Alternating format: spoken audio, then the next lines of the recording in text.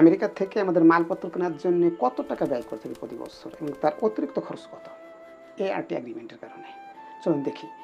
এই চুক্তির কারণে আমাদের এলএনজি বা এলপিজি জ্বালানি বাবদ প্রতি বছর কিন্তু কিনতে হবে $1 বিলিয়ন এবং কৃষি পণ্য যেমন গম, সয়াবিন, ভুট্টা এবং তুলা কিনতে হবে $3.5 বিলিয়ন প্রতি বছর, এই $4.5 বিলিয়ন। এবং বোয়িংয়ের জন্যে আমাদের প্রতি বছর ওদের কিস্তি বাবদ দিতে হবে 2000 কোটি টাকা, এই $4.7 বিলিয়ন।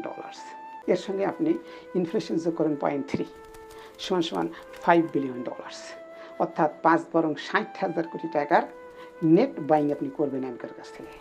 এটা কোনো সমস্যা নেই, আপনি অন্য জায়গা থেকে কিনতে হবে এই জিনিসগুলো, কিন্তু সেটা আপনি আমেরিকা থেকে কিনলেন, কোনো প্রবলেম হয়ে গেছে।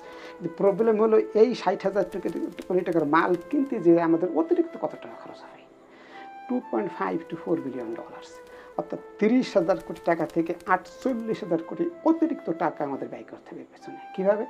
বিকজ আপনি বাধ্যবাধকতার কারণে স্পট মার্কেটে যেতে পারতেছেন না, যেখানে মাল কম দামে আছে। আপনি কম দামের কোনো দোকানে যেতে পারতেছেন না মাল কেনার জন্য। তারপরে আবার শর্ত দিয়ে দিয়েছে রাশিয়া এবং চীনে তুমি যেতে পারবে না মাল কেনার জন্য। 4 নাম্বার, আমেরিকার মাল কিন্তু প্রাইম কস্টে বিক্রি হয়, দাম বেশি, শিপিং কস্ট অনেক বেড়ে যাবে, এখানে প্রায় $3 to $6 উপরে কাছাকাছি চলে আসে শিপিং কস্ট। তারপরে আছে অতিরিক্ত বিমা এবং ব্যাংকিং।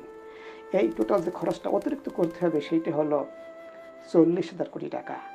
রেঞ্জ যদি আসেন $2.5 to $4 বিলিয়ন। এই 60,000 কোটি টাকার বাধ্যতামূলক বাইংয়ের জন্য, ক্রয়ের জন্য আপনাকে অতিরিক্ত ব্যয় করতে হবে আরও 40,000 কোটি টাকা।